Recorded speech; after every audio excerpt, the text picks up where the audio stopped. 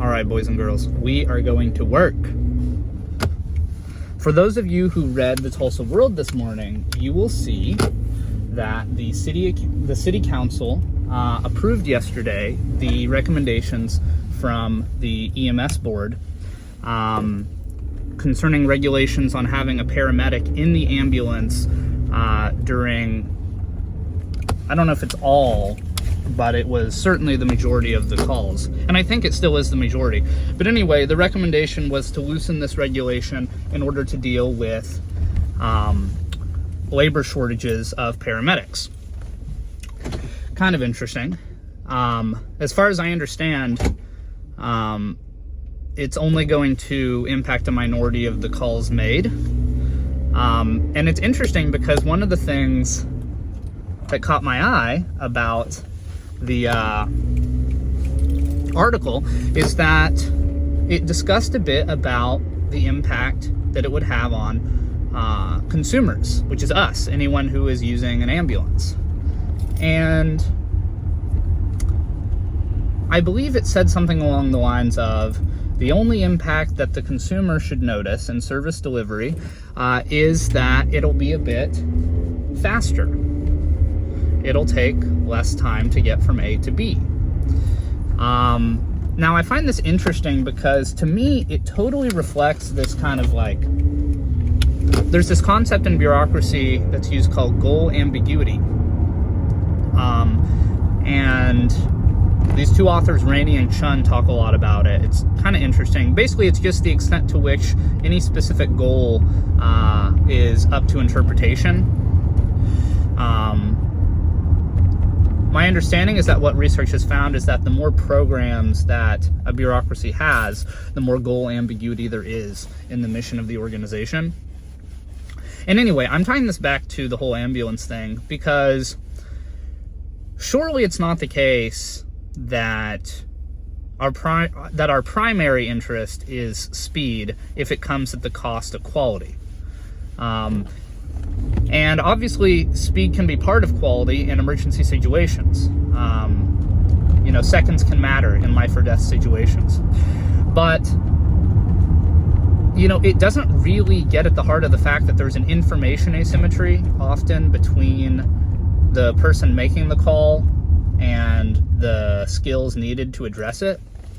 So, I'll give you an example. This summer, some friends of mine were having dinner at our bar, and one of my friends noticed that there was a man laying on the ground, on the concrete, on Brookside, face down. And so I jumped that fence. If you know our bar, it kind of has that like 3 or 4 foot fence. I jump that, I run over, I pick up his head, blood starts gushing out of his face.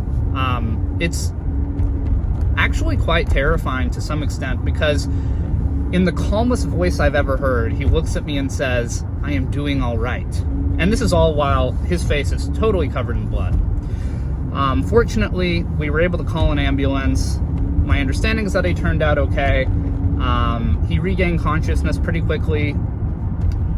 There didn't really seem to be any cognitive problems, at least at face value. And anyway, the reason why I'm bringing this up is because there's a bit of an information asymmetry because I'm not certain what skills are required. I don't know if they just needed someone with a medical background broadly or if they needed a paramedic to deal with this. And I think that we're all just giving the benefit of the doubt that the 911 operator that we call is going to have knowledge about this. And I think there's, I don't know if there's multiple hundreds. There's at least 100 call types is my understanding. And I would think that the 911 operator is the one with the discretion to address this. God, it is foggy this morning. Okay.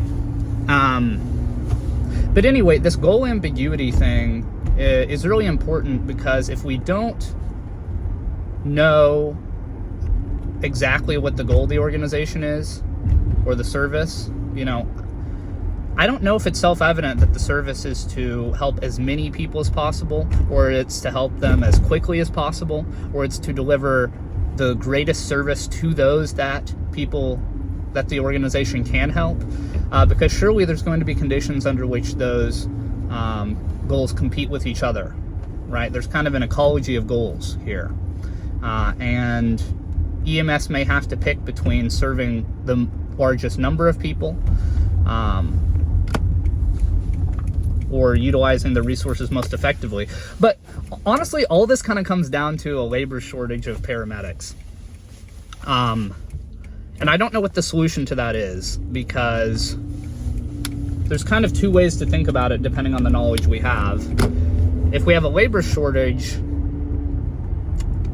I think the classical understanding is that either there aren't enough people with skills in the region that can serve these roles, or there are, but we aren't paying them enough for them to make it worthwhile to work as paramedics. I don't know the pay rate of paramedics, and I don't know the certifications required. But that being said, it kind of reminds me of the same problem that comes up when we try to look at comparisons in performance between public and private school systems. One of the problems with comparing public and private school systems is that private schools tend to be able to pay teachers more. And so if this pay corresponds at all to the quality of teachers that are hired, then it sets up a situation in which the resources available to the public schools are indicating or are determining the performance, rather than like the organizational structure of the school or the types of programs it delivers or parental involvement or what have you. Yeah, so I don't know the answer to solving this problem. I think there's one thing I'm willing to go out on a limb and say, and that is that if we are having labor shortages for paramedics, I don't think that deregulating the decisions that local health service organizations or 911 operators or ambulance service providers, I don't think deregulating their behavior and service delivery is going to be a long-term solution for this. Awesome. Okay, well, I'm at Starbucks right now, so I will let you all go, and I will talk to you later.